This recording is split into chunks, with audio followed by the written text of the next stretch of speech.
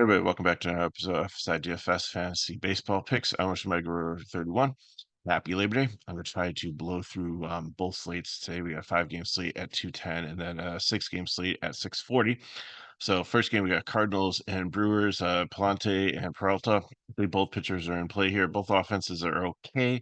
Palante has been really good at getting ground balls and mitigating runs. Doesn't get a ton of strikeouts, but he doesn't really get lit up. Doesn't really give up runs. Peralta's had some struggles recently. He did face St. Louis 2 games ago, and he didn't have a ton of DK points, but it was a very clean game. He just didn't have the strikeouts there. So, but I think he's still in play here. Bat wise, I think St. Louis, both of them are cheap stacks if you need some fill-in bats. White Sox and Orioles, wind blowing in here 11 miles per hour, so it's a hitting park, or it's a pitcher's park, and that should help that even more. Still not touching Flex and he's a fade, and Corbin Burns. It's definitely in play here. I know Burns has struggled recently, but I think this is a great get right spot for him as they try to solidify their rotation for the playoffs. White Sox I'm not touching, and Baltimore. I like Houston as a stack better just because of the wind blowing in here. I think they're okay against Flexen in a really bad Chicago bullpen, but the wind might mitigate some of the power there. So I think Baltimore's definitely in play. They're expensive. You can get to them, but I definitely prefer Houston. Why? Because Houston is at Cincinnati in the Great American Small Park, and the wind there is blowing out 10 miles per hour, so that should definitely help that. So Verlander and Aguiar. Verlander is definitely in play. He has been giving up some hits recently. He's not the JV of old days, but still should be good. Reds have a pretty potent offense, but they do strike out a bunch. And Aguiar, I'm not touching at 7-2. He's just way too expensive. He's not going to break 10 DK points, especially in these hitting conditions. So, Houston, if you can't get up to Baltimore, makes a great stack. I know if Bregman's going to be back in, but I mean, the bottom of this lineup is really cheap. They picked up Jason Haywood from the Dodgers. Gamel's in there. Um, Dubon's been playing third with him with Bregman out. So Curantini, the catcher, if he's hitting fifth at 2-6 switch hitter with power, great position for him there. Of course, Alvarez is probably one of the top bats on the slate. Cincinnati on the other side too against Verlander. I do like power bats against them. Taylor Cruz, Friedel, Jake Fraley came back off the IL and actually had a home run either Saturday or Sunday. I can't remember. Didn't watch the game, but he looked good with his swing and looks back in form. Dodgers and Diamondbacks, Jake Flaherty and Eduardo Rodriguez. Um, Flaherty is he's a 10K pitcher. He just hasn't been paying up his price tag recently. I think he'll be okay against the Diamondbacks here. They will throw a bunch of lefties at him. Probably the only one in the lineup that won't be a lefty has been Suarez, and he's been hitting righties just fine. So I like him, but I don't know if I want to pay 10K for him on the slate, especially if I'm trying to get Houston and Baltimore bats in. And Eduardo Rodriguez is usually okay, but against the Dodgers, I really don't like the matchup for him here. Guardians and Royals, Gavin Williams and Michael Wacha. Either one of these opposing offenses for the pitchers yield any strikeouts, and they're very patient. We play different discipline and can hit. So I don't think I really want to touch either pitcher besides GPP. And bat wise, same thing. They're just GPP. I'd go stacks. I wouldn't take any one-offs from there. So looking at the builds for early, I'm going to go Burns and Verlander. If you don't trust Verlander and want to go Palante with the wind, I'm okay with that. But give me Caratini, O'Hearn, or Diaz. I'm going to try to get stack Baltimore and Houston together. There's enough value there. I can make it work. Altuve or Holiday there. Third base, I don't think Bregman's going to be in, but I'm fine with Dubon or Mayo from Baltimore.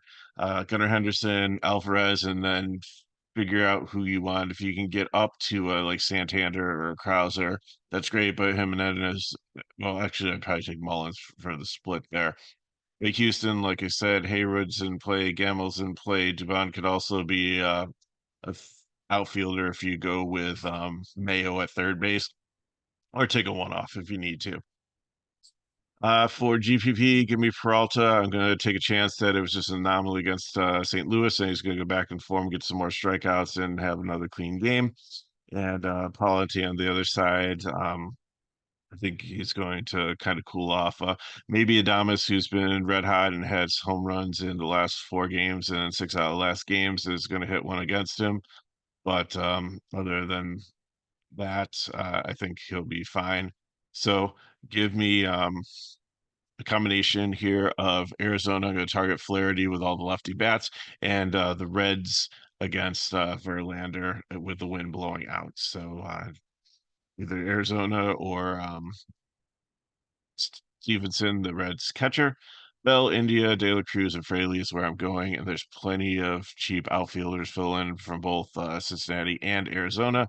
And for third base, you might need to take a one off because I don't like anybody here. Marte is okay, he's cheap, but really hasn't done much. Has a little bit of speed. I thought he'd do more. Suarez is a little expensive. If you can get up to him, that's great. So maybe there's some other combination of value that you can find to get Suarez in your lineup, but I couldn't figure it out there. Okay, let's move on to the main slate. So first game, remember this is gonna be at 6:40, not 7 o'clock. So just make sure you're ready for the lock. So Detroit, San Diego, Ty Madden and Joe Musgrove. Ty Madden, you're gonna have to watch the news on him. He is he came up and he's a very good prospect, and he actually pitched 5 innings. It was a better matchup than San Diego, who doesn't like strike out and has the lowest strikeout rate. But if he can get 9 or 10 DK points at 4K, then that's going to be a lock for cash. And I think he's going to probably have like 70% ownership if we hear that he's going to go out there and be the starting pitcher and potentially go 5. Even if he gives up a couple runs and stuff, even if he doesn't get many strikeouts, he doesn't need to do much. He just needs to eat some innings to be able to pay off a Forte price tag in cash. Musgrove on the other side, great matchup against Detroit. He's been a solid form recently, actually excellent form.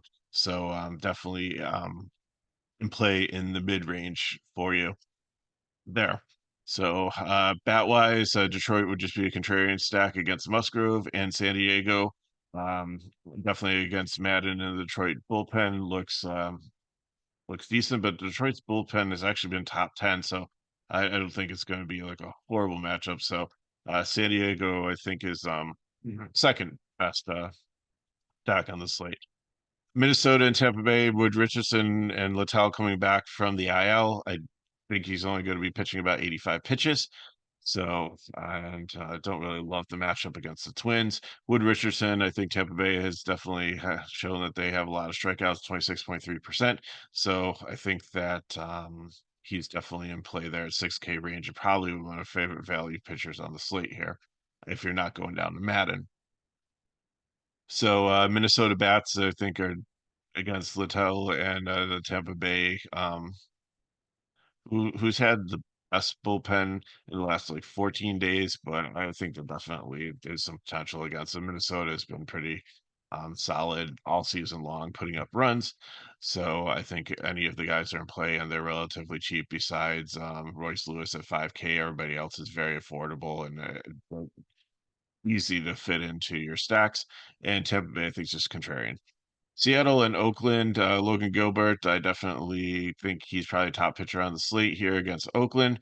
And Vito, I think just like a little bit overpriced. If he gets 14 DK points at 8.6, I just don't think that's enough. I know Seattle has some strikeout upside, and it's a small slate, only 6 games, so Beto is definitely in play in GPPs, and he could go out there and just absolutely dominate Seattle and have a great night, and not necessarily say break the slate, but if he doesn't have the ownership, then could be a nice contrarian play, but I just don't trust in cash with the price point.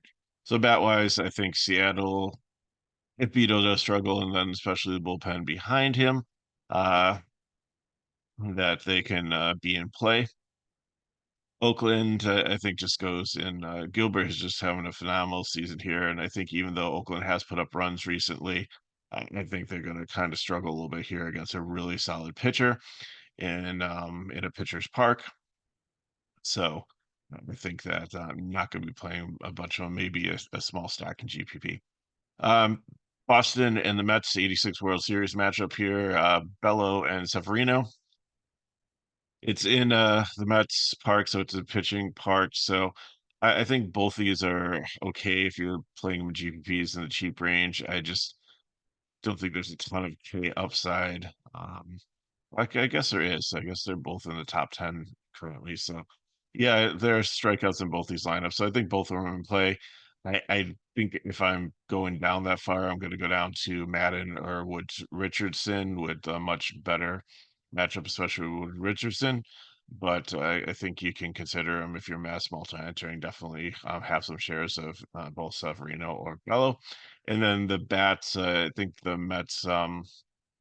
Usually should hit Bello a little bit better. I like him more against lefties, but Lindor and Nemo, Winker's been okay.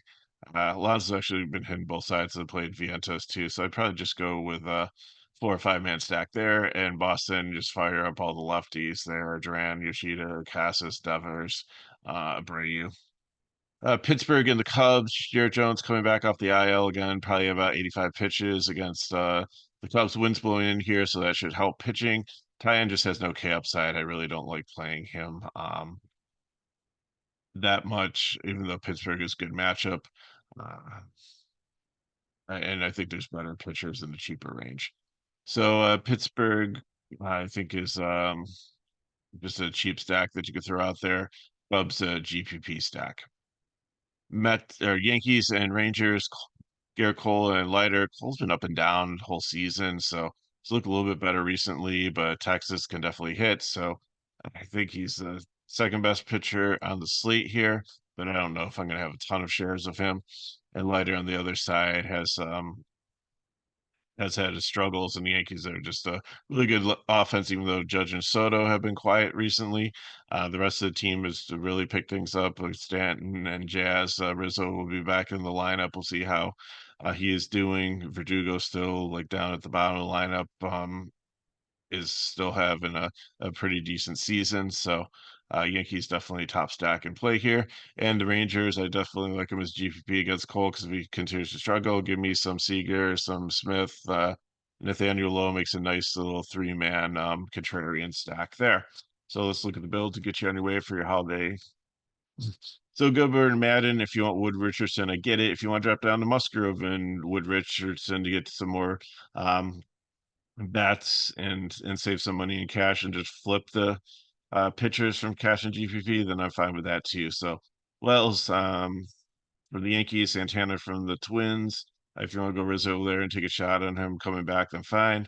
Second base, I think you're going to maybe go Lee if you stay in stat in the Minnesota stack, but it's kind of hard to get to Torres. But if but you might be able to get there. You just have to see how the build goes or who you pick for your outfielders. One off there is fine too. But I want Jazz, Castro, Judge or Soto. To get towards, you probably need to go down to Soto. You're saving about $500 there, and then fill in with cheap like Verdugo or a cheap Twins there in your outfield. And then for GPP, Musgrove and Wood Richardson. Like I said, if you want to flip them, I'm fine with that and play Gilbert and Madden. If you like that matchup better than the GPP, either way you want to go. Um, but I'm going to be targeting Cole. So give me, like I said, that 3 man stack there, Low, Seager, and probably play Smith in the outfield. And then I'm probably going to punt catcher, and then I'm going with San Diego. So Xander Bogaerts, Machado, Profar, and then probably find another cheap San Diego outfielder, or maybe even get up to the rookie that's doing pretty good this year, Merrill. So I got for you. Hope you have an amazing holiday weekend. If you have any questions, put them in chat below. Hit me up Megaro31 on Twitter/X. And if you want more information on FSi DFS, you can go into the description of the video, and there's a link to our pricing page there. And if these videos helps back, likes, share with friends, and subscribe to our channel. So I will see you tomorrow with tomorrow's breakdown. And again, have a safe holiday. Enjoy the day if you have it off. If you work, I hope you have a good day there too, and I'll see you next time.